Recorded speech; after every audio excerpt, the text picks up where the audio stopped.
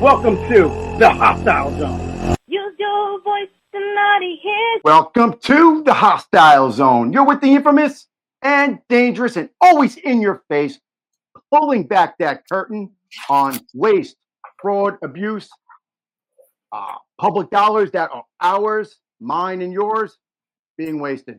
So tonight we are getting into a very serious topic. But you know here on the Hostile Zone that truth is a weapon and silence is surrender. So we are no holds barred on the show here. We're going to get into it. Tonight we're going to step into history, but maybe a little different than you thought. We're going to step into contested ground. For over a century, the public has been told a story that the two wars, World Wars I and II, erupted out of chaos, and that nations stumbled blindly into a catastrophe, that Adolf Hitler was a madman who rose alone out of despair. That version has been repeated in classrooms, in books, in films, pretty much everywhere you go. But repetition, and I know this personally, repetition of an untruth, a lie, or whatever you might want to call it, does not make it the truth. So repeating the same thing over and over again does not mean it's true. Kind of like when you type into Google and whatever comes up first usually is not real. So you have to pull back that curtain. It's a thin veil, and we're going to pull it back. The reality, as argued in new research, is darker than really ever thought to be potentially deliberate.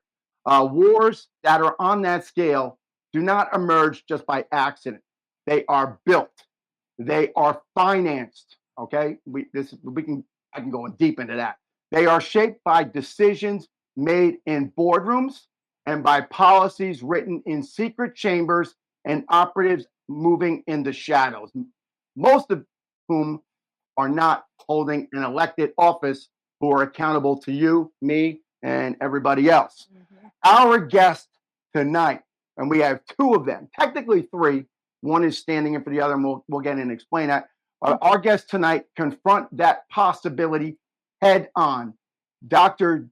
John O'Dowd, PhD, Scottish researcher, R.A. Kris Milligan, and I'm sorry if I killed that wrong, is the publisher and truth teller, standing in tonight for Jim McGregor, who is the co-author. They bring us their expertise in their book released in April of 2025, Two World Wars and Hitler, Who Was Responsible? Their work does not claim easy answers. It raises hard, impactful questions. Questions about the role of financial elites and covert intelligence operatives in propaganda in engineering conflicts that scared the world forever. And someone who was trained to examine intelligence and national security, I know this, every narrative must be tested. Every source must be questioned, and every pattern must be traced. Because history is never just about the past. It is about the systems of influence that shape our present and will decide our future. This is not a lecture, folks. You know, we don't come to the Hostile Zone for a lecture. It's an inquiry, right? It's an inquiry. And before we are finished tonight, you may see that history might be a little different than you thought. I guess we'll find out when we get our guests in here. But today's headlines are yesterday's headlines sometimes, but we're going to bring them up in a different light, hopefully from our guests. But I would be remiss if I did not say, joining me as always is my co-host, Miss Bianca C. S-E-A, like the ocean. Bianca doesn't chase attention, right? Bianca doesn't. She commands attention. She doesn't follow the trends. She sets the tone. She runs the tone. And when she speaks with elegance and clarity becomes her power. Bianca, welcome back to the battlefield. Bianca C, that's me. Hello, everyone. Thank How you for are that you today? introduction. Right. And every time I always introduce her different, because you never know. Like, I sandbag her, folks out there who are listening and watching. You can get us on iHeartRadio. Tune in. You can get us on AM, FM. You can get us on multiple cable stations in the United States, and we're streaming on Roku, Fire TV, Stream Life TV, and more to come. And we are also indexed in 300 plus podcast platforms in 57 countries. So, with that said, folks, the relevant quote of the day, as always, we open with a relevant quote. Okay. So, whoever wishes to foresee the future must consult the past. Whoever wishes to foresee the future must consult the past. Now, our guest today is a professor as well, and I'm sure he knows that's a Machiavelli quote. So that comes from the great Machiavelli, one of my favorites. So, Atlas, without further ado, let's bring in our guests to the show and welcome them. Welcome, guys, to the show. Welcome, Dr. John O'Dowd and Kris Milligan. This is a great episode. I'm really excited about this episode. So am I. Yeah, I really am. I really am interested in what you have to say. And here I want to say to the folks out there, we're not going to get censored. And I want you to tell what it is. You guys are your researchers. This is what you do. So I want to hear what you have to say. And our 2 to 3 live million people want to hear that too. And all the people after that download the show. So okay, well, I'm an intelligence brat. My dad was in COI, OSS, and while he was in OSS, he got COI, Coordinated Information. Then he was in OSS. While he was in OSS, he got drafted. They said, "Good, we're going to put you into G2, and we're going to put you on MacArthur's staff." Well, some things happened. He ended up being head of research and analysis for the invasion of Japan. And then, like he told me, he said he was in a couple of alphas, and then soon he was in CIA. He was branch chief head of East Asia Analysis Office. And then he went covert for a while. And then he told me he left him soft in 57 and then left him hard in 59. And then in 1969, he took me into a room with this professor from Vanderbilt and told me all about his intelligence career. It's always a professor. Yeah. I'm sorry. I didn't mean you made me laugh in a good way. Go on. Told me about his first words out of his mouth was the Vietnam War is about drugs. There's these secret societies. I'm thinking he's talking the mafia. And then he says, and communism's all a sham. These same secret societies are behind it. It's all a big game. And are we going to talk about these secret societies? Any of them? Are we going to name them? Okay. Well, he just said secret societies. Okay. When I looked into it later on, I figured the main one he was talking about was Skull and Bones here in the United States. Right. Okay. And they work with other groups around the world. Absolutely. Very influential. Yes, very influential organization. A lot of U.S. presidents, elected people, and very, very powerful financial people. Correct. All right. Wonderful introduction on that. Great. And then Jim McGregor, he wrote a book called Hidden History, The Secret Origins of the First World War, that came out from Mainstream Publishing out of Scotland, which was bought up by Random House. And then he came Oh, that's a great publisher. Wow. And then he came to him with a second book called Prolonging the Agony, and they wouldn't publish it. And that's one thing I've been doing here for about 25 years is publishing books that New York doesn't want to publish. I love it. I want the folks out there to know, where are you located right now? I'm located in Oregon, and you can find us at trineday.com, TRINEDAY.com. And I'm going to have all that folks out there who are watching or listening. We're going to have all your information in there. But you're in the United States. Yes. Our other guest, we're going to roll into Dr. John O'Dowd. John, PhD, Where are you calling from today? I'm coming from Scotland. Scotland. All Very right. nice. Love it. Yeah. We got fans I in love Scotland. I love it. I love it. I'm near Glasgow, not Glasgow, Glasgow. I've lived in Scotland most of my life. I worked in London for a while at the Institute of Cancer Research in London.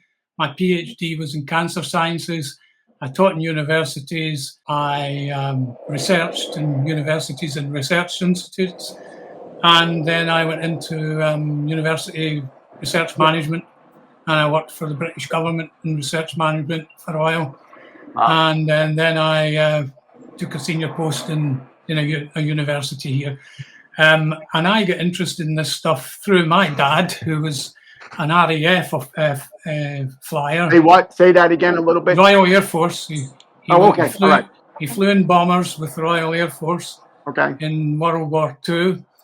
And then he, after the D-Day landings, after the Normandy landings, he was attached to US ground forces, and he crossed Europe with on attachment to his buddies in the US, who he never forgot.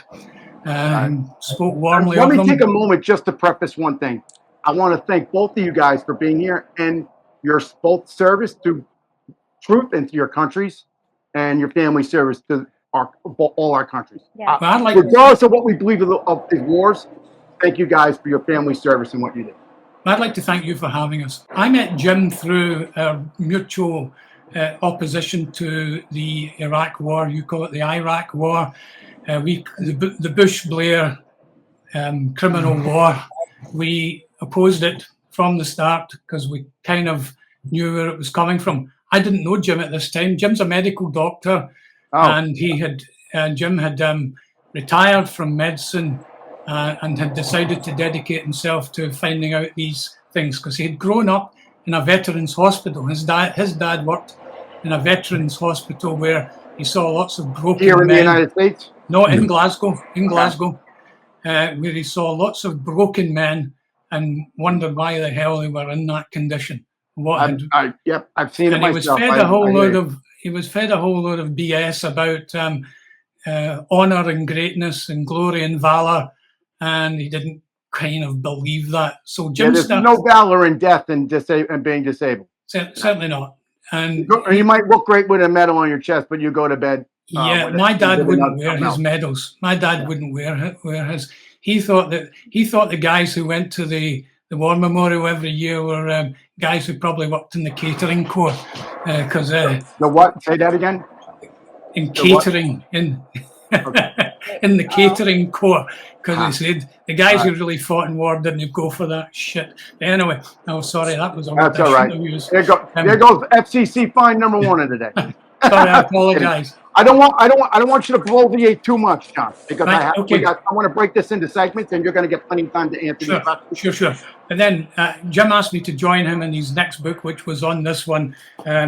Hold it up for the folks and say it up a little higher. There you go. Good, wonderful. There's the book, folks. If you're watching, and say the name for the listeners. 2 World Wars and Hitler. Who was responsible?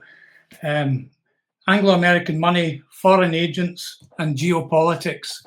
And that's the result of. I get autographed copies, right? You're gonna say, and I'm gonna put the link for people to get the book. Yep. If you could get a couple autographed copies, I'd like to maybe have some people that call in and email in, maybe send one out. Mm-hmm. So it's going to be segments, and I'd like to move into segment 1. You guys ready to go? Segment 1. All right. Here it is. We're going to talk about why you wrote the book, and here's my question for you. You are questioning one of the most guarded stories in history, and not just American history, not in Scottish history, in all of history.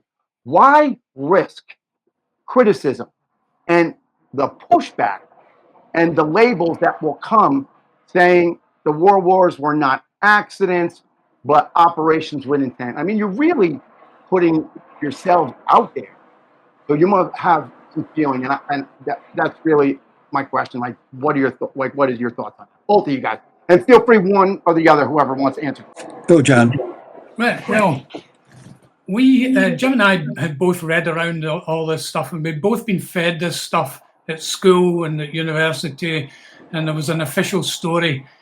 But particularly in the First World War, none of it made any sense. The whole idea that people went to war over some guy being shot in Sarajevo, some Archduke Ferdinand being shot in Sarajevo, and then suddenly the whole world is at war.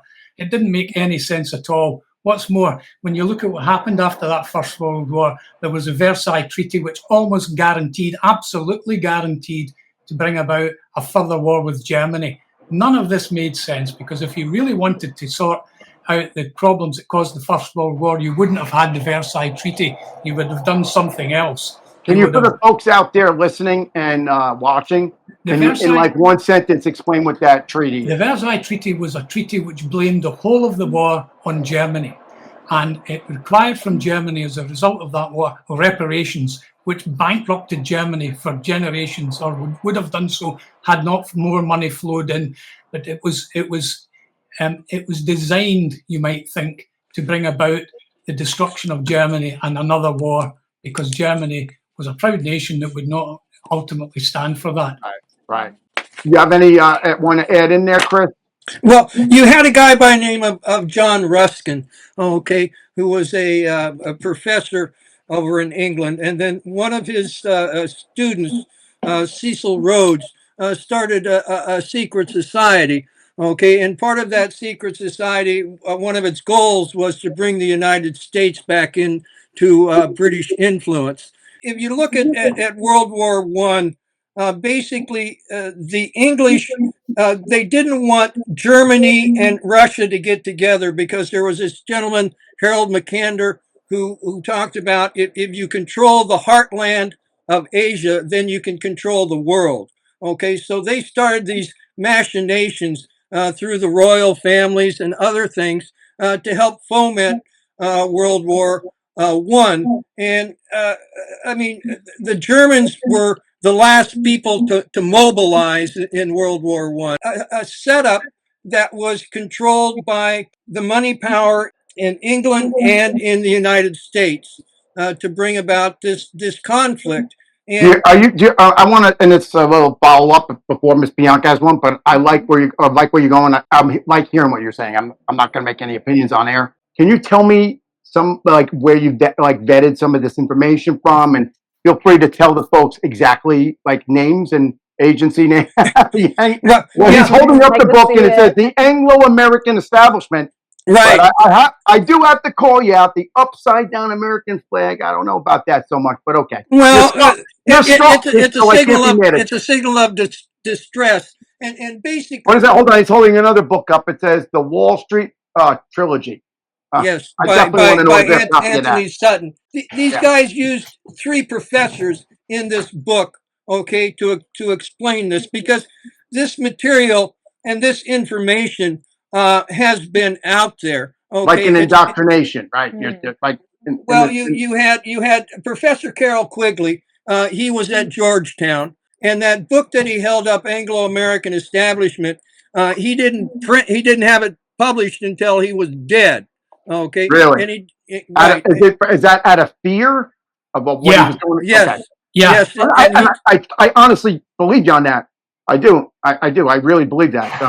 You got to be careful. And Quigley was at the heart of the U.S. establishment. He taught Clinton. Clinton referred to him in his inauguration speech. He was in the School of International Studies at Georgetown. He'd been at Harvard. He was a mainstream guy. He knew straight down the middle, except he got to know these guys that Kris was talking about, who had been involved in the Milner Group and in the Anglo-American Establishment conspiracy. He got to know them and he found out about them. He actually quite approved of what they were trying to do, which was to get America back into the British Empire and then use that as a means of protecting. I find that to be fascinating. It's not in my notes, but what you said just triggered something that reminds me that the Crown wrote a letter to Abraham Lincoln, and they communicated with Abraham Lincoln for the North in America, right? And also Jefferson Davis. There was 2 letters that are publicly available to view. Also, the Vatican got a letter. So I like what I'm fascinated by what you're saying, because it's the same thing. They're playing each other. Right. But who's the puppeteer playing really, right? Kris will tell you that. You've got this secret societal system that's up here. Your next solid If you're going to level. say secret societal, throw some names of organizations you are alleging to be. Well, And if you don't want to, you don't have to.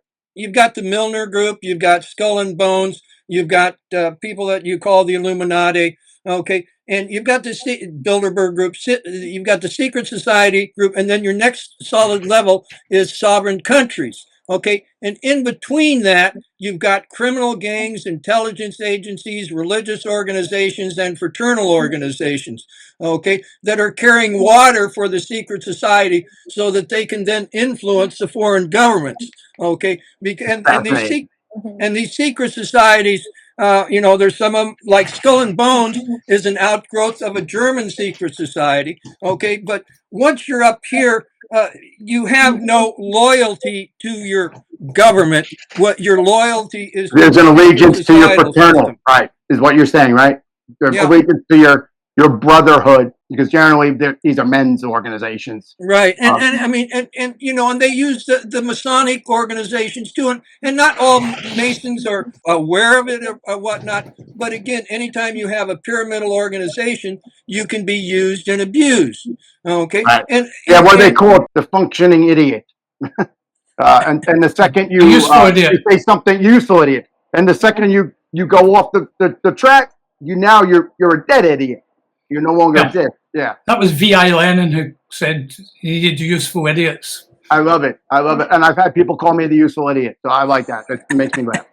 I have a lot of bots and trolls out there. So the first professor that was the main people that were in this book, because, like I said, a lot of this information has been out there. But the way that Jim and John put it together, I mean, I've read lots of books about World War I, World War II, the banking and everything. But the way they put this together, I was just floored, because I have to be honest, I haven't read it, but I read the preface and all that stuff. I really want a copy. I'm being very honest. I want to read it. I'm quite interested in all of the books. Actually, I want to talk to you at the end in the green room about some publishing stuff. Another person that they used was Professor Anthony Sutton. Why do I recognize that name? He wrote America's Secret Establishment, an introduction to Order of Skull and Bones. Yes. Wall Street and Hitler, Wall Street and FDR, Wall Street, another book. I think he also commented on the Bilderberg Group, right? Well, a little bit. Yeah, he talked about him. He died in 2002. Did he unalive himself, or was he unalive naturally? See, that's a new word that we use, unalive, right? Because then you don't get screened out. I mean, was his death questionable? His death was questionable. Some people moved in upstairs.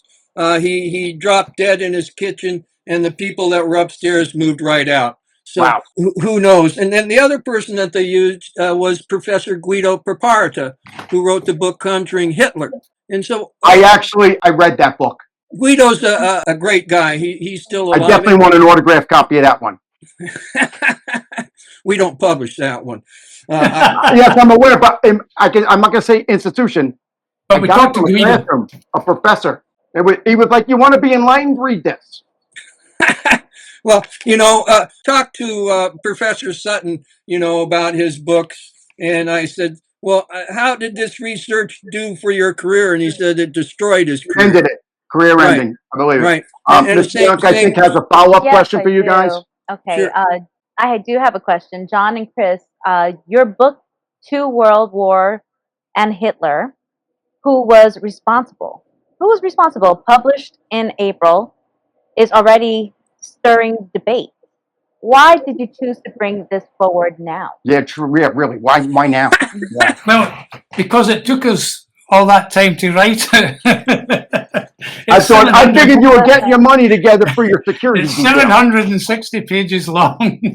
Well, then I'm definitely going to do the audio version of that one.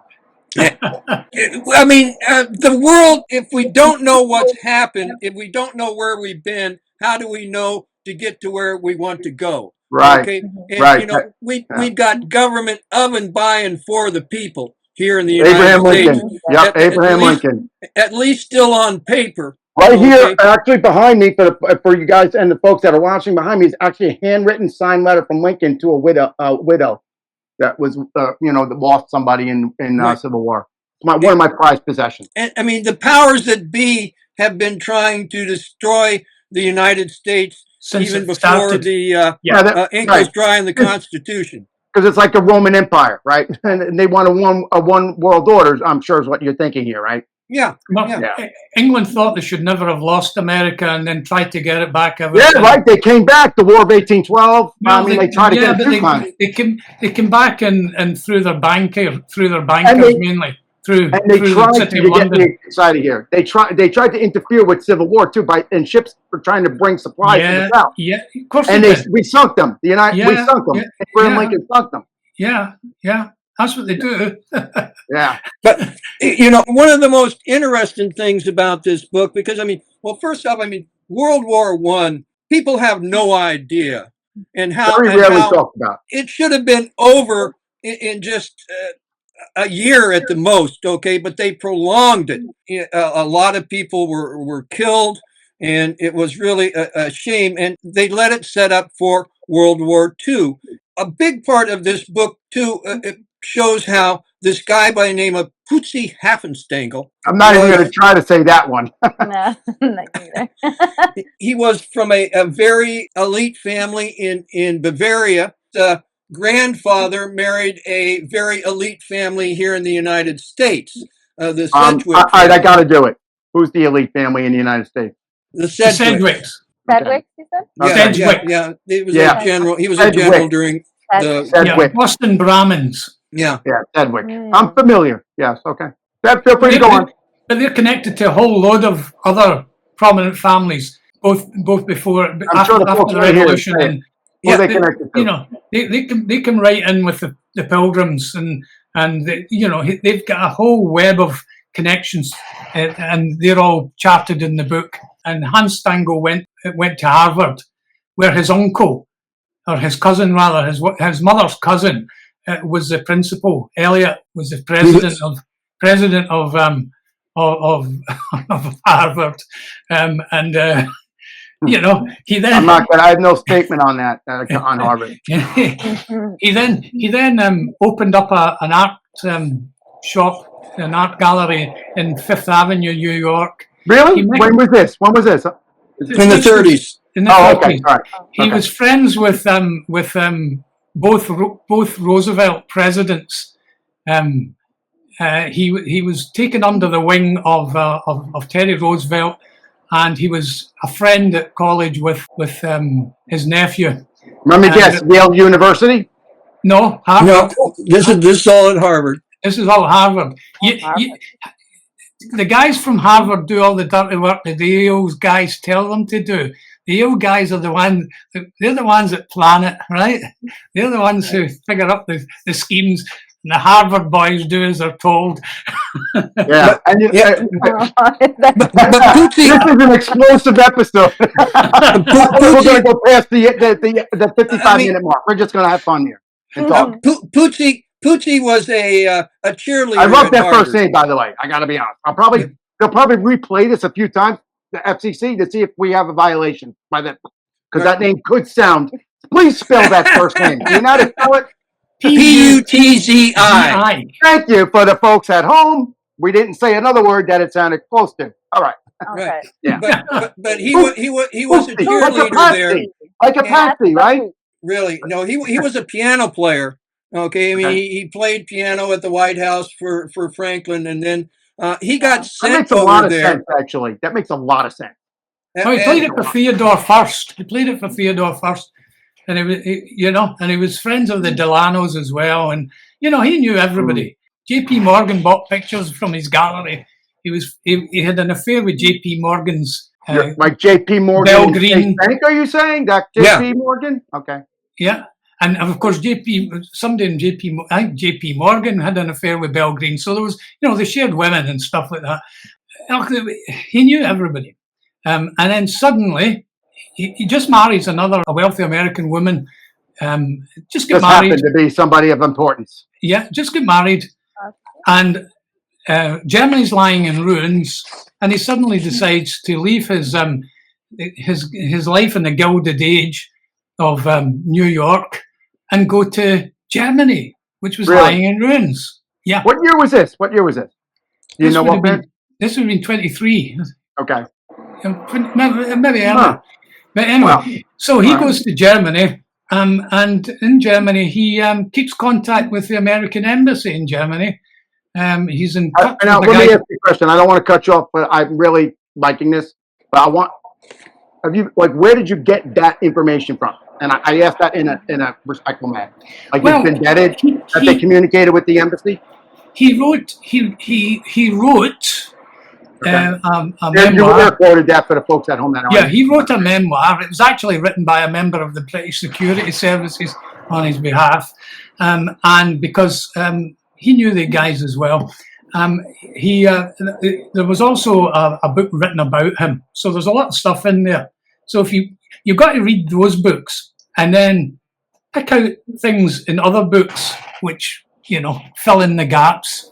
Well, you know what, John? That's perfect. What you're about to do. We're going to move into segment 2. Because you brought me there. It's almost like you know what I was going to do. Segment 2. Follow the money.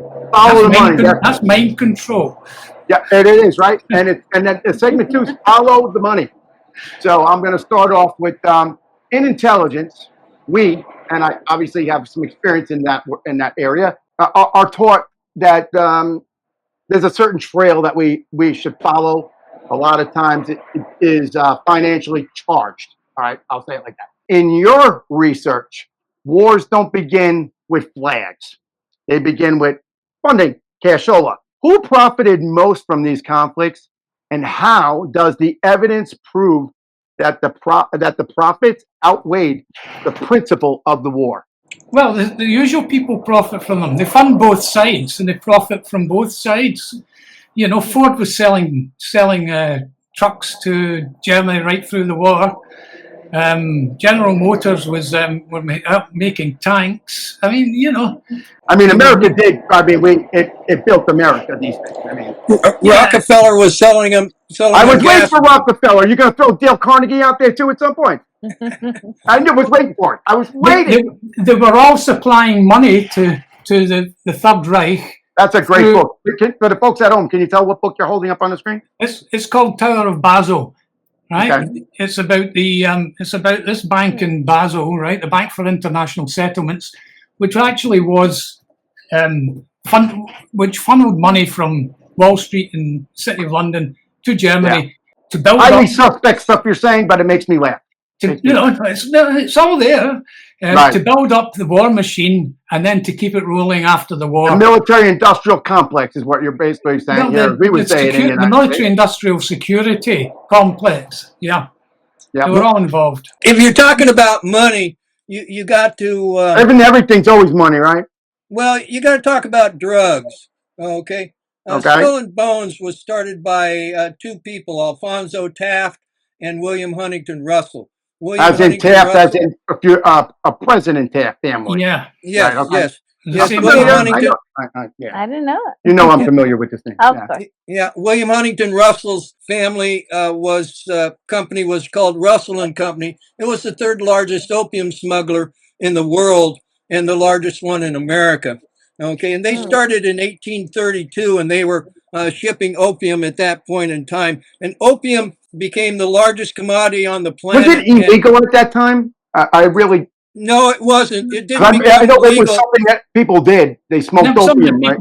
It didn't become legal until the second opium war. You can buy from the that suspect. It's not in my notes, but I like what you're saying. I find it suspect because when we had prohibition here and alcohol was no good, Al Capone was the bad guy. Marijuana was legal at that time. And then alcohol became legal, and then marijuana is now not legal. Oh, well, you've always got to have illegal drugs because you always got to get the security services. Got to have a market. Yep. You got to have, right, yeah. And you've got to have, making a lot of sense, guys. You've got to have a cash market because you've got to keep liquidity going into the banks. You got to launder that money. All about the money. You got to launder it good. and William Howard Taft, was sent out as the first colonial governor for the Philippines, and after he left, he left to be Secretary of War, and before he left, he made opium illegal for the first time in modern Asia, and then Taft started the Shanghai Convention, which gave us the prohibitions on cannabis, opium, and coca. And so they're selling plants for more than gold. Okay, Right. sometimes you Yeah. can grow those 3 times a year. Right. Okay, you see, the Roosevelts were heavily involved with the drug trade. They were ship captains and they owned ships. And matter of fact, Warren Delano, Franklin's grandfather, was the chief factor for Russell and Company for 20 Yes, he years was. in Canton. That was his company. I thought it was his company, or he just ran it. Yeah, he was just the factor there, and he A actually major factor there. Yeah, he made a fortune and then lost it here in a panic and went back and made another fortune. It's about, World War I and World War II were basically sold to us as narratives. Okay, that And we're used to created- narratives, that's for sure. Right, were created mostly England at Oxford, and that's one of the things that this book really tears Oxford apart. University. Is the different narratives that they created to sell us the war. President Clinton, a Rhodes Scholar to Oxford. Yeah. A lot of the Harvard and Yale people are scholars at. Yeah. It was Rhodes. I almost actually studied there for a semester, but I ended up not doing it. I wish I did. It was Cecil Rhodes Will that set up the secret society we're talking about. Which one? Say the name. Which one are you talking about? Well, it's the Milner Group. The Society of the Elect. The Society of the Elect. The elites, right? Yeah. And they took over. Have-nots. And what they figured out was that you needed to control, and of course it was Quigley that tells us this, they needed to control the teaching of history, because teaching history is a story we tell about ourselves. Yeah, so I can't wait till we get to modern day with this conversation. They had to control the teaching of history, and they did that through Oxford, which the academic system this is where I come into this book, because I'm interested in how... Did you like my Machiavelli quote? Yes, it's very good. I knew you would. I have 2 copies of the Prince, one in Italian and one in English. I knew you were going to like it. I knew it. Io parlo italiano. Of course. I love when you mention the mafia, because feel free to. I hear a lot too. But anyway, Oxford, and it's sent the control of history teaching in much of the English-speaking world. It comes from Oxford, and particularly All Souls and Balliol colleges. And Can I answer your question that's not here? I'm just a small one. I've been teaching in the university as well. I just am fascinated because professors generally forthcoming as you're talking about writing history. Well, I'm fascinated that your PhD that made it that far, and you're speaking the way you're speaking. I'm a Scotsman first. You're Scottish. I'm Scottish. I believe one of those organizations have some connection to Scottish. And we're quite well known in Scotland for saying things as it is. We're not very keen on posh English people coming up and telling us what to do, people from Oxford University. Oh, I thank you for coming on my show as an American and being here. Ms. Bianca had something for you guys to follow up on the money. Show me the money, she wants to know. I do. Well, millions of families lost everything in those wars. Who gained while the rest of the world suffered? Let's talk about gold, right? Let's talk about German gold. There were a couple of projects which came from guys from General Motors, right, acting for Rockefeller. They pumped money into the wreckage of Germany, and in return, so Germany got their paper, and Wall Street got their gold, Germany's gold, right? So that was how it worked, and that was one of the ways in which they repatriated the money back to the US of A and to London as well. There were war loans. There were war loans to France, the UK, which was bankrupt by the end of the First World War, and the reparations from Germany were meant to pay for them, right? You said something. I want to poke it in there. You made me think of something that I was talking with somebody else. You mentioned France. You know that Napoleon was not as short as they made him. They did that on purpose. He's actually average height. I was shocked when that fact. You're laughing, right, Chris? But that's a fact. He wasn't that short. They made him look that way, and it kind of goes wrong what you're saying, engineering and making the perception that you. He wasn't even French. He was Corsican. But there we are. Yeah, you'll never find that in a book anywhere. With Napoleon, they were just measuring more about his how big his ego was, that it made him small. And it also makes think sense, that's- and it also helps the let's go against him. Well, you asked the question, who got the money? Yeah. Wall Street and the City Show me of the money. London She got wants the to know. money. Yeah, She wants to Wall know. Street Yeah, and the where's City the of London got the money. They always get the money. When you say that, Wow. Thank are we talking the government or the crown? The crown. Okay. Yeah. It's very confusing how that works, and I don't know a lot about it, but I'm interested. Okay. Well, the city is a completely its own entity inside Right. the. Oh, he's holding up another book. I love it, Professor. Empire of the City. Empire of the City. all right, the Empire of the City, and who's the author? E.C. Kenneth. Knuth. Kenneth. All right, interesting. Yeah. Okay. K-N-U-T-H. I love your book for collection, Professor. I love it. Very nice. This is a fraction of them. But there's a whole network of how wealth works. We're not talking about real wealth here. We're talking about fiat currencies and fictitious capital. That's what Right. we're There's a talking difference about. between wealth and income, clearly. Well, there's a difference between wealth and money, right? Right. Money is a means of exchange which people try to use to. Which really, we don't have to people go try to use and it as is nothing, actually. No, they try to use it as a holder of value. Unless money is being used, it doesn't work. If you can't, if you put money in a hole, it doesn't do anything. If you We just got to look at the Bitcoin cryptocurrency right now. You've got right? it's got to circulate. Think money's better thought of as blood, right? It's got to circulate to have any value.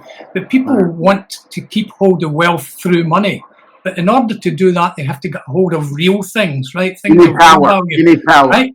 Well, power and money are the same thing, and they need to get hold of real assets, and the way they do that is that they use this fictitious capital, right, to have.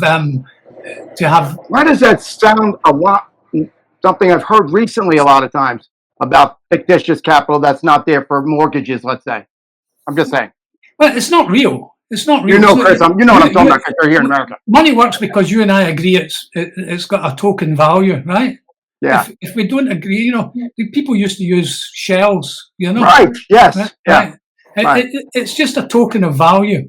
The real value lies in assets, real assets, capital, real capital is something that can make from productive capacity, right? Create productive, so this is fictitious capital, which results eventually in a new form of tyranny, right? They hold instruments. That's written right into our dollar bill, isn't it? They hold paper instruments, which allows them to claim the product of the real economy, right? That's how it works. And the product of the real economy is their wealth. Kind of new form of feudalism. But you know what, John? If they were to pull that out, it would hurt a lot of people, though. The house of cards would fall. And just like these wars, a lot of people would suffer. Innocent people would suffer. So toppling the elite, I think at least, and it's just a thought. And it's not in my notes, but you got me thinking an intelligent conversation. And I'm thinking if the elite fell, that would hurt a lot of people below. I just have this feeling the elite will topple themselves because, you keep exponential interest. You can't keep money expanding exponentially while the real economy expands linearly or doesn't expand at all. Tell that to a family going to McDonald's to buy $40 for Happy Meal. You've got your fictitious assets rising like that, and the real economy is going like that or going down. And they hoard more and more of it, so less and less of it's available to ordinary people to spend because it's only have and have not. The bourgeoisie and the proletariat. It's only by spending dollars that a company's kept going. Every time you spend money, somebody else gets it and somebody else uses it. Anything to add on that? Oh, I'm going to go segment 3. It's going to get even better. Ready for segment 3? Okay. Hitler and the manufactured rise. Based on these books we're talking about, here we go. Hitler is remembered as a figure of chaos, which that's hands down. I think that's a fair assessment, at least.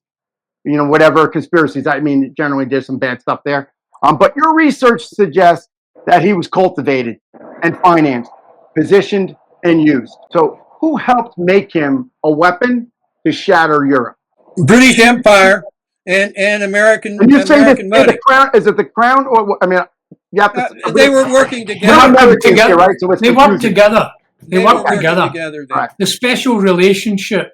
Right. Because Americans, I know a lot of Americans, and as a teaching myself, A lot of people don't understand the different what it is. So, okay, all right. People in the British Empire knew that their global empire couldn't hold up, right? Right. A small island in the north of Europe was not going to be able to maintain this. And they knew that America was getting larger and bigger and more important. So they decided, the people behind the British Empire decided that the future of their empire was by using America as their instrument. So America had to become the new seat of the power structure.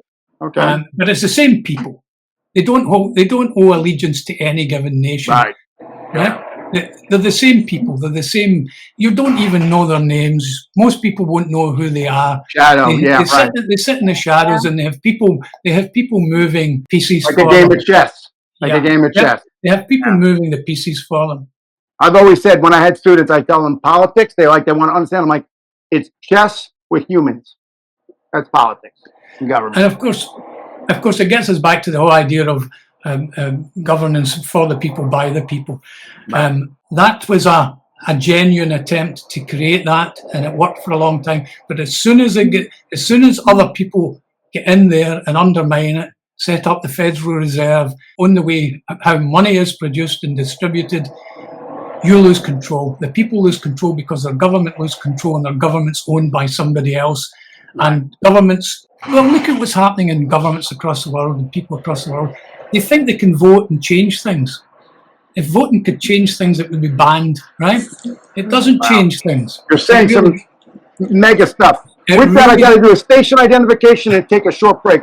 You're here in the Hostile Zone, right here on iHeartRadio across the world. We're going to take a 30-second break. Don't go anywhere, folks. At the Rembrandt Law Firm, we understand the importance of your constitutional rights. We truly care that we must get a client their desired result.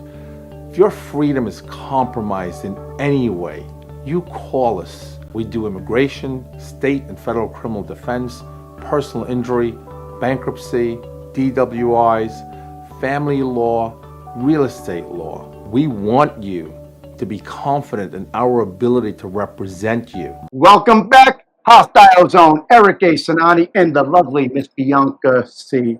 I hope that you got your popcorn, your bathroom break, because it's a tough one. All right, we're here with Dr. John O'Dowd, John, professor, and Kris Mulligan, and we are discussing some heavy topics. We're going to go into the next segment. The last segment was, well, actually, Miss Bianca was poking with a question. Yes, the follow-up on the rise of Hitler was where we left off. So. Yes, for both.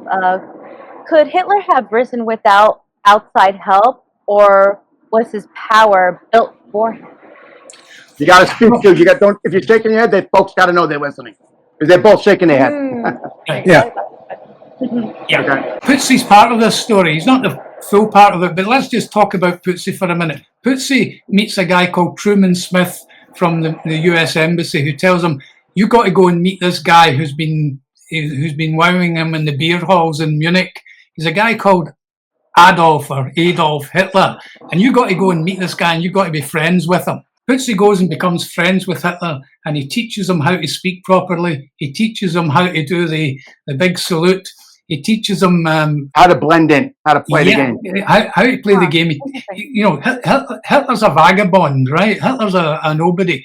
But he's got a gift for public speaking, a massive gift for public speaking. Right. And that's a major gift. But he doesn't know the right people, right? And he doesn't know how to move in the right circles. And he doesn't have the right friends. So Pootsie, who's in touch with everybody who is anybody in Germany and in America and in Britain, including the royal family in Britain, he turns this guy and he refines this guy. And he's with Hitler when Hitler has the beer hall putsch, which was his first attempt to get power in 1923. A lot of people don't know that. I like that. A lot of people repeat that again. I knew that. I knew that. Pootsie was there in 1923 when Hitler tried to get power with the beer hall putsch, right? And it didn't work at first. It didn't work. Hitler got arrested. What made the change is the real question here now, right? Yeah, Pootsie's wife. Hitler was about ready to commit suicide, and Pootsie's wife stopped him. Interesting. Really interesting stuff. And then that would have changed the course of the world, man. Right? And then wow. Wow. And then that blows my mind. You just blew my mind up. The thought of that. That Hitler changes gets, everything. Wow. Wow. Hitler gets put in jail, right? And he's supposed to be doing a long stretch, but he doesn't. Does he do got a long mug stretch. shot? Does he got a mug shot? Yeah, he got a very cool ride in jail, and he sort of food sent in from restaurants and stuff like that. And he managed to write Mein Kampf while he was in jail with a I bit read of that. help, Yes, I read a that. bit of help from others, right? Mhm. And then when Yeah. he gets out of jail, he goes and lives with Putzi. Putzi puts him up and Really? gets him. Yeah. Right? Isn't it always the best leaders start from inside the penal system? That's where they recruit from. So, Chris is laughing, right? We got him. because Man, I'm in trouble for that somewhere. I'm Because sorry. in 1923 things weren't quite ready for him yet. He had to simmer a bit and mature, and so they kept him going they ran him for a few years, and then when the time came, when in 1933 Hitler was made chancellor, but he did minority government. He only got 23% of the vote or something ridiculous like that. But he was persuaded by some Hjalmar Schacht and other bankers, persuaded the head of the German state to appoint Hitler anyway. Hitler then decided that he would, serious accident, the Reichstag got burnt down. And by some mysterious accident, Putzi A lot of mysterious stuff happens. was there. And then by some terrible event, they arrested a young guy from Belgium and they eventually guillotined him. And as a result of this attempt to burn down the parliament, Hitler seized power and either killed or eliminated or got rid of all the democratic Right. forces in Germany. And took You know what's fascinating about this, John? I'm not cutting you up, but think about if that were now with social media and the major power, right? The major power, right? I'm sure we all were thinking the same thing, and the folks out there too. So somebody had to give him that voice to get the word out somewhere. Yeah. And took absolute power. And Putzi stayed with him until 1938, 39. And then Putzi got wind that Hitler was trying to get rid of him. So You think he's living in Brazil too? I'll tell you where. I'll cut the story short and I'll tell you where he ended up. He ended up back in Washington in a mansion provided to him by JFK, having tutored Hitler and brought Hitler to power and been involved in all of that.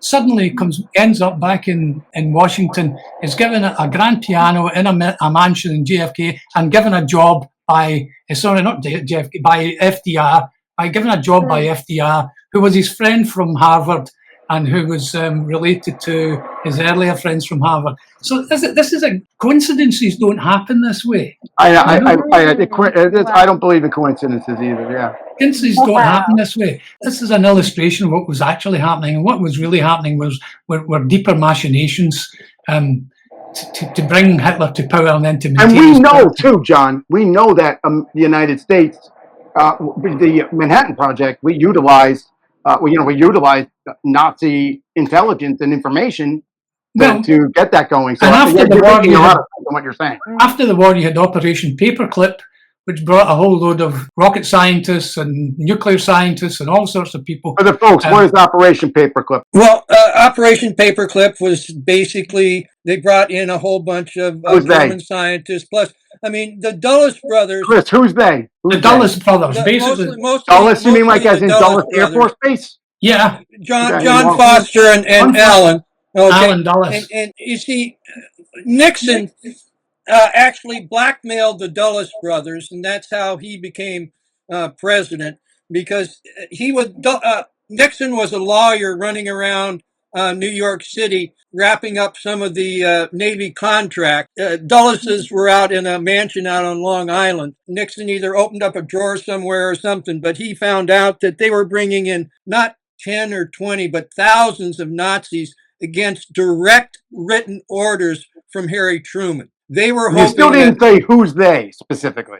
Are you referring to any particular organization, group, or whatever? I'm referring to what I call the secret societal network. Okay. The deep state. Operation Paperclip is coined for an agency, though.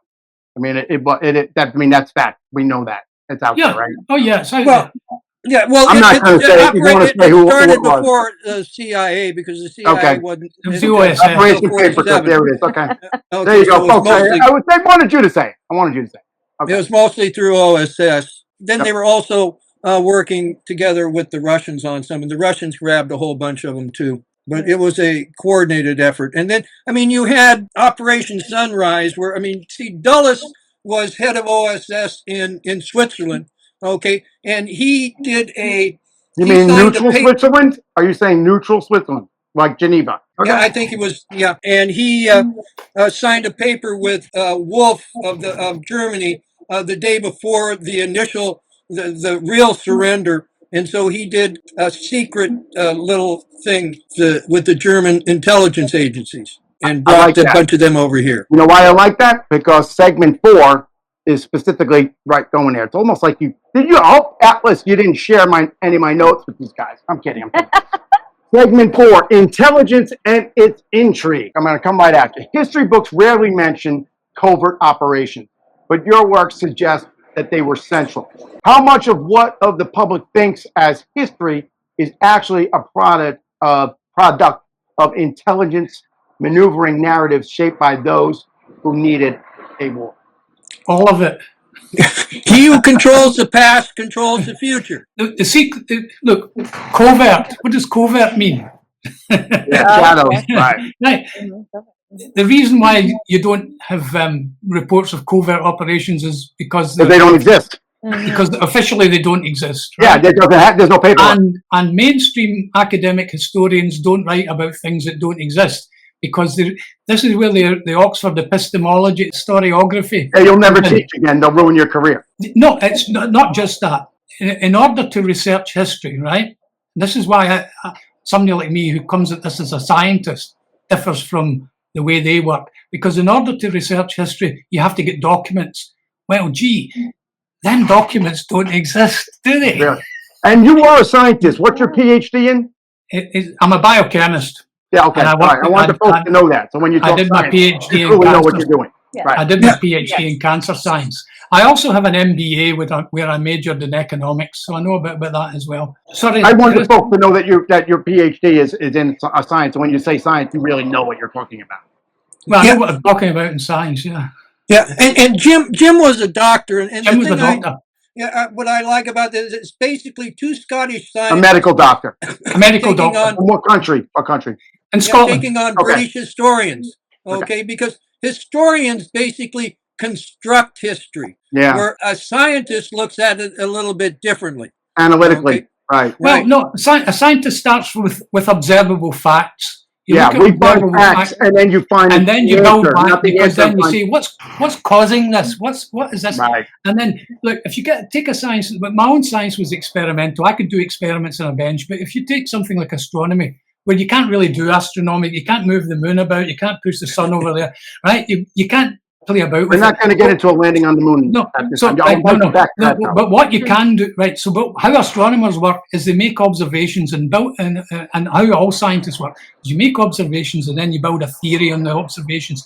And if that theory is correct, it will predict what's going to happen next. And it right? gets peer reviewed. Right, peer right. reviewed by other. Let's other not talk scientists. about peer review here, because peer review is a bit of a problem. Anyway, but yeah, so you look at observable facts. Can my theory explain the observable facts, and can they Right. predict what's going to happen It's next? displausible. Right. So if you look at history, right, and you look at what's happening, of course, it's covert. All that stuff's covert. So you can't see the documents because the documents were either burned or put to sea or You buried mean like somewhere. a burn bag that they just found here they in just- Boston? look, What, documents? There's a whole, there's a, Cash Patel was our FBI director, right? Chris, you're yeah, laughing. all the documents from the British Empire are kept under lock and key or were buried at sea or Or don't maybe in the exist. Vatican. So I don't know. Man. I'm Catholic. It's fun. It's a joke. I'm Catholic. I was brought up Catholic too, and I've been in the Vatican. Have you I really? wasn't- Have you yeah, been in the but- library? No, I've been in the I did the tourist thing. I've been That through is it. I've been in the awesome. Sistine Chapel. It's wonderful. But anyway, it's the result of plunder. But anyway, let's. Where was it? So you build theories based on this. Now, if you do the same, historians don't do that. If they don't find a document, they don't have an They answer. don't talk about right? it. Right. They don't. It didn't It happen. doesn't exist. If it That's doesn't, what I was if gonna say, it there's doesn't no document, it doesn't exist. What they're doing is they're looking at an and trying to find a way to make it the end instead of seeing something and seeing where it goes. So historians cannot possibly study. Follow the trail. Yep. They can't possibly study covert history because it No, you doesn't can't. Yeah, exist. it doesn't exist. Right. I'm very But what you familiar can with do this. is you can form a theory as, do I think Bootsy was an agent? I think all the things that I've just told you there suggest that he might have been, and there's strong evidence for it. Right? So you build up a case that way, and then you take these books that you started with, and of course it was American historians that we relied upon, right? Mainly American historians who weren't bound by the Oxford Anybody system. specific or no? Well, I've just mentioned them. We mentioned Okay. We've mentioned Sutton, Preparata, and Quigley, who were all to some extent outsiders. Preparata was an Italian-American. Sutton was an Englishman who moved to America, and Quigley was from an Irish Catholic background who was an American, right? But they were all to some extent insiders who were outsiders as well, and they weren't bound by the, they weren't bound by the usual handshakes and the rest of it. Right. And they were free thinkers.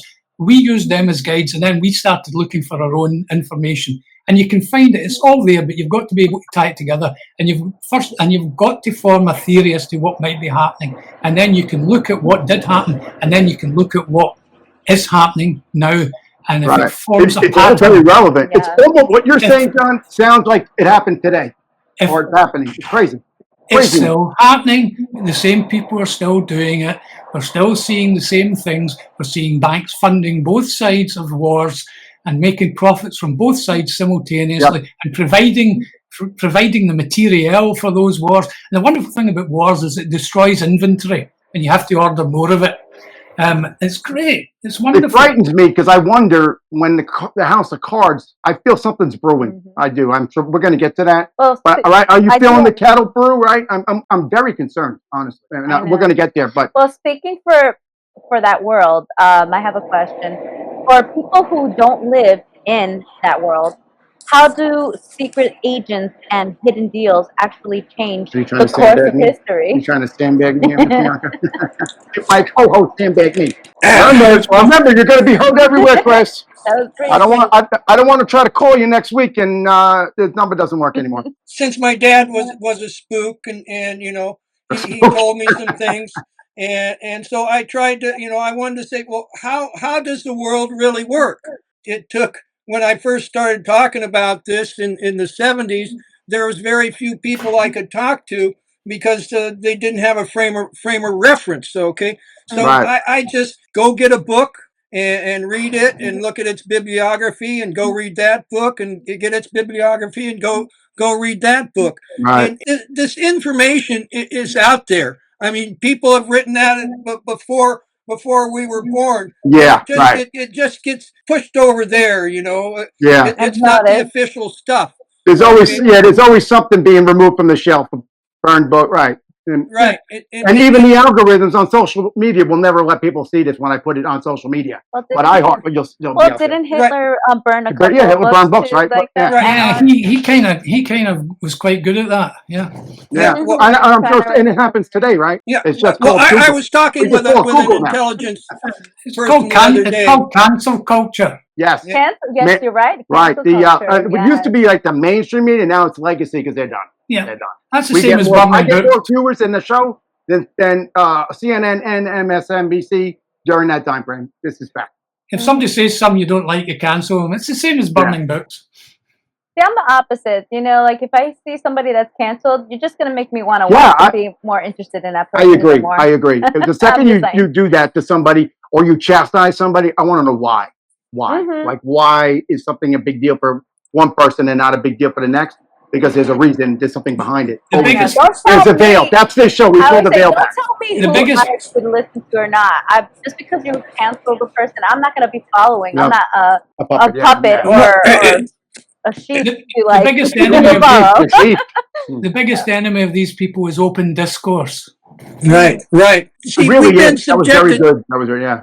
We've been subjected to years of psychological warfare. PSYOP. I knew we were going to talk about PSYOP. Psychological warfare to divide us, get us fighting each other. Oh, Chris, what operation, if any, ever occurred where it was shown that maybe people were planted into the news? You familiar with anything like that?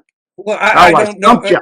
directly understand, but when I first started There was to an look at this, operation at one point here where it was known that people were for certain or agencies, etc., were in the news media. oh yeah, well that Project Mockingbird, There it is. Thank you. I was hoping there's you were going to say that. I was there's giving you the always floor. You laughing, John? Right? You liking it? We're having a good time here. there's always been some influence Right. on the media by the powers that be. When I first started to look in this, after my dad and the professor told me some stuff, I told somebody, and he looked at me and he said, "Well, you're a conspiracy theorist." And Yeah. I And it's scratched funny my that head doesn't and count said, anymore. Because No, "What is that?" everybody, yeah. As soon as you're classified a conspiracy theorist, then I want to hear what you're saying. Well, Because Alex Jones, we all know who he is. A lot of he's stuff a he said a long demagogue. time ago makes a lot of sense today. Yes, I went to every bookstore I could find, and I said, "Take me to your conspiracy section," and all of them had at least one book. Okay, Oh, that's and so Really? yeah, and so wow. I started gathering these books and reading them. I mean, I can find a book that says everything is because of the Jews. Or I can find a book that says it's all because of the Masons. It's all because of the Mormons. It's all because of the secular humanists. It's all because of the Catholics. And so I looked at these and I said, these are kind of formula books. Okay, Yep. Finger I don't pointing. like you. You don't like me. Let's throw some stuff back and Deflection. forth. Deflecting. Yeah, right. Absolutely. You Right, make a good right. point. So again, That doesn't make sense. No, it doesn't. this divides the They population. like divide, though. They Right, like divide. right. Oh, Divide, I like And divide, right? divide. then and That's how you then win, right, John? Yep. by controlling the extremes, you control the The middle. masses. You control the Okay, masses. so I Very. find Say that there's again for the folks at home. What was that statement again? you can by controlling the extremes, you control the middle. That's why I find a lot of spooks both on the hard right and the hard left spewing out mis and disinformation. I, I have a whole episode on misinformation And and disinformation. disinformation, yes. And I identify what the difference is between the two. I love it. It's a great show. Right. That's awesome. Because, Can I move into the next segment? Because I'm bringing us to modern day now. We're getting there. It's about Okay. lessons for today. So we're trying to get us, like almost like everything you said was already now, but now we're really going to talk about it. Oh boy. So in the intelligence community, one principle is consistent. Patterns do repeat themselves. If these tactics drove the world into war before, where do you see the same patterns today? And what should the public, my viewers and listeners, recognize and see in history itself today? well, I'm 75. I've seen a lot. And when I was growing up, people were saying, "Well, there's going to be a new world order. That it's going to come through the commies. The UN is a bad place, and all of that." But right now we kind of have a new world order coming in on the other side. Okay, Yeah, we we have do. this, We really do. because if they can't get it one way, they'll try another way. Ram it down Okay, your throat somehow. Yeah. right. People don't like war generally. I mean, you shouldn't, right? I can attest. I agree with Don, Chris. I agree with you. So if somebody's going to, foment a war, they know that there's going to be, resistance to it and stuff Right. like that. I mean, it's like, growing up in the 60s and 70s, and you had the Vietnam War and all of that. And see, part of that whole thing was about creating, because you see, you had the Spanish-American War, then you had the World War I, then you had World War II. Okay, so every 20 years you had a war. So you get this thing. What did your daddy do in the war? What did your daddy do in the war? Right. Okay, so creating all of this, and like World War II, you signed up for the duration. You didn't know when you was coming home. Right. Okay. Uncle Sam wants you. Right. Right. Yeah. Vietnam, you signed up for 1 year. Hey, Chris, can I sandbag you now that you did that? And you don't have to answer. It's funny. You know where Uncle Sam comes from? Oh, Ooh, factoid. I love factoid. Go Uncle for Sam it. was a guy during the war who was sending stuff out, and he just signed it like a care package as Uncle Sam. That's it. And then the government took it and said, "Ooh, I like that." Well, that's good. That's good. I have to throw a factoid. We have to lighten the air once in a while in here. Well, I have a question too. So, why should people listening care about wars that happened 100 years ago? How does Because it connect to what's happening right now? they're still happening today. The same people pushed those wars on us 100 years ago, pushed them on us, my father's generation 80 years ago. pushed them on Chris's generation in the Vietnam War, running wars in Central Europe just now. NATO encroached upon Russia. I was waiting to see if NATO's name was going to get dropped at some point. Well, you know, You said the UN. I thought that was NATO is the current instrument of the same people who brought you World War I and World War II. It's just the same people behind them. And if sales are getting slack, you need an enemy. So you have to manufacture consent for fighting wars, because as Kris said, nobody in their right mind wants wars. But people who make money out of wars love wars, and they need to have. But they wars. don't generally go into them.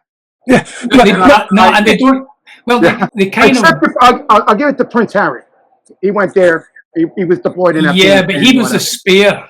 He wasn't there. I wanted to ask you guys if you had a point on that. I wanted to. I really wanted to know. And a lot of times you find that see, weapons have a shelf life. So you got to use them. And you know, they'd rather blow them up than throw them away. So it's funny because I also see his mate maybe an asset as well. What do you think? He married somebody, right? Meghan Markle. Yeah. Now, do you think that was by design? I have no idea. Because it did spiral a lot of changes. Yeah, you know, as Kris says, you never know what this lot are up to. It might well just have been a love match. Who knows? Yeah. It certainly caused a lot of. Both of them were known. And they get a lot of emails and stuff, I'm sure. Here's a theory. You know how there's we've got a guy called Prince Andrew here who is. We heard all about him with the Epstein files. He was friendly with a guy over your side of the pond, right, called Epstein, and he's I knew we were going there. He's got it in the neck. Now I read a theory the other day from someone whose writing I respect, saying the royal family loves that fact because Prince Andrew makes the rest of them look good. Yeah. Wow. Wow, you got me on that. Andy. So there's maybe to that. Wow. There's maybe a bit of that with Harry as well, you know. I actually like Harry, to be honest with you. I have nothing against the guy. I have nothing against any of them personally. Right. It's just the institution I can't stand. But there we are. Interesting. Actually, our segments are done, so I'm going to give you a few minutes to just say what you want, because then we're going to go to the green room, and I'm going to close out. Going back to the Vietnam War, okay? They were only signed up for 1 year. They know that they got to go home and go back to unless you get stop loss like they did for Iraq. And so a bunch of those, we sent American boys and girls, Canadian boys and girls, Australian boys and girls, Korean boys and girls, some English boys and girls there to Vietnam, okay, for 1 year. And guess what? A bunch of them got addicted to the heroin that was being proffered to them by anybody that was 12 years and up. Wow. And remember, the first words my daddy told me, he says, the Vietnam War is about drugs. There's these secret societies behind them. The amount I believe there was a known operation about cocaine sales and financing things. You've got a professor in the States called Alfred McCoy who writes about this stuff, right? I haven't got his book. I've got books downstairs, but I haven't got it up here with me. I like it. I'm liking it. No, this is great. The floor is yours because I'm done with my segments. Say whatever you want. I'm giving you the time. Officially, I mean, these are maybe 10 years old figures, but they said that there was 1 million to 1.2 million junkies in the United States. I think there's a few more. But at 1 million to 1.2 million, that takes a ton a day to be broken down and given to people. Okay? Unlike fentanyl, which is 1 grain. A whole different world now. Right. Yeah. But so you have some people that can, they can buy a supply for maybe a month. Some people buy it for a week, some for 3 days. But most people are daily opium intake people. Right. And they're not being taxed. Right. So right. Yes. Right. This is a worldwide thing. Russian population, 5% of it is a daily opium intake. China still has the largest number of people that are daily opium intake. Where might they grow poppy seeds, Kris? Well, they grow them in Afghanistan. Really? Really? They do that there? Oh yeah. Yeah, they grow them in the Balkans. You're shocking me right now, Kris. I didn't know that. And the funny thing is, Afghanistan had nothing to do with 9/11, and yet it was the first place they hit. You know what's funny about that is they just recently put out about the lawsuit that is still pending against the Saudi government. and that was like recent. Did you not see that in the news somewhere? I think I don't know. I can't. I'm not prepared to fact check, but I did see something very recent that there was Right. maybe they dropped the case or it's continued or something like that. Did you hear that too, Kris, recently? Oh yeah, two of the biggest things that happened within my lifetime was the JFK assassination and 9/11. Yeah. Okay, and And these kids today don't have a clue. They don't have a both clue. of They're those 9/11 horrible. were rituals. Okay, Yeah. were mind control rituals directed at the American people and the world. See, Because here's my argument, and I generally don't like to go down a conspiracy theory argument, and I was a 9/11 responder. I have to say, as somebody that is involved in the system at various levels, that's a big veil to pull over the eyes of a lot of people if that was engineered. And absolutely, because I mean, I could tell you, I would not have helped. I know that I would not. I'm a well, patriot, and there's a lot of guys on the flight lines and on the grounds and in helicopters and on ships that would not have supported that either. So I just want to know how that happened if it was. you keep it very simple. It's like the planes. Okay, the planes were radio controlled. You have a radio thing there because pilots are what you would call a patsy. Okay, and when you have an operation like that, you have it. The patsy is not going to be able to control the outcome. So you mean Muhammad Atta was not the main culprit on this? Okay, they're driving a plane into a building, right? You don't want them to say, "Oh, wait a minute, I don't want to die." I feel that. Right. I'm going to give it to you. What are you going to say about the flight that landed in Shanksville? I'm sure that you don't believe that it went down by. What do you think? I don't know enough about that to really say. Muhammad Atta was trained in at Huffman Aviation in Venice, Florida, and the person who owned that, okay, got busted with a plane with 47 pounds of heroin. And how does this guy train him? And Muhammad went in. I want to learn to fly, but I don't need to take off or land. He'd already learned in Frankfurt and other times. But you know what's you're both left, and it's a crazy off script. But this guy goes in among others and wants to fly a plane, not land it or take it off. But somebody else in the neighborhood smells some marijuana, and the cops are at your house, and you're going to go down for something stupid like that. But here's something major, and nobody's reporting it. Well, Muhammad Atta was living with a pink-haired stripper. Okay. Yeah, I know that they went for. Thank you. They went to I can't say the word. A nudie bar and got drunk. I don't think they're allowed to have alcohol the night before.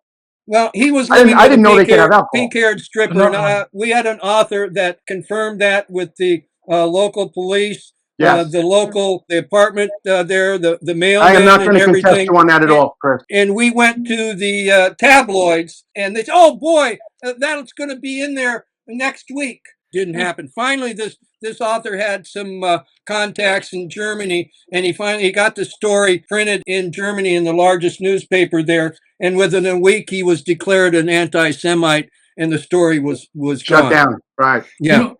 I don't know bogus stuff or whatever. Yeah, of course. Yeah, we've got a book called "Welcome to Terrorland" that tells the story. I hope you guys are going to send me some autographed copies. I'm going to let you go, John, and I really have to close out and then send you guys to the green room. So, John, say what you're going to say. I don't want to cut you off. I knew that 9/11 was going to happen in 1999. I didn't know it was going to be 9/11. I didn't know it was going to be planes. I just knew something was going to happen because they tried once, yeah. Because I read Project for the New American Century, which said we need a new Pearl Harbor, and I knew something was going to happen. People are talking like that now, right? Yeah. And that's what I smelled something brewing. I knew we were going to get there, right? I'm going to go back to on that too, right? Yeah. You smell it brewing? Yeah, I smell the coffee. It's espresso. It's way better than coffee. That's why I'm living life to the fullest and cherishing every moment. It scares me, honestly. It's like, so is it like called the what if or when? I think, and I'm not a conspiracy theorist, but you got me there, okay. And I'm going to do it out. Let's just do it, right? We're having fun here. If our grid were to go down by an EMP, and there was an indefinite, uncertain time of when power might go back on, I think we're in a lot of trouble. And regular power outage, people know it's going to come back, right, Kris? But when they know it's done for a while, you're going to go into survival mode. Well, I don't believe in conspiracy theories. But I do believe in conspiracy facts. Yeah, facts. Follow the facts. I got to cut you. I thank you. This was probably it's a big episode. Folks that were on listening in, like the show past the hour, but it's going to be syndicated everywhere. I want to thank you guys. Please don't leave the green room at the end when I close my monologue. I thank you both truly for coming. Right? Yes, I would like to say this was such a great show. Yes. And I So thank insightful and you, thoughtful. Kris and John, for coming to the show. It was very Thought-provoking. thoughtful and Yeah. interesting as well. Thought-provoking, and people take it for what it is. You don't have to believe it. Hey, it was great stuff. Okay. I learned a lot. Thank I you. think it's crazy. All right, Thank so you. go to the green room. I'll talk to you in a minute. But Thank what you. a great show. Thank you again. What a great show. It What was. I I liked it. you know, I don't like the topics because it's depressing. Mhm. But I think that we talked about something that a lot of people maybe are thinking or want to think or not sure. Yeah, Right. like what they were talking about with Hitler and Putzi. Yeah, You know, I yeah. never knew So the about that facts- side before.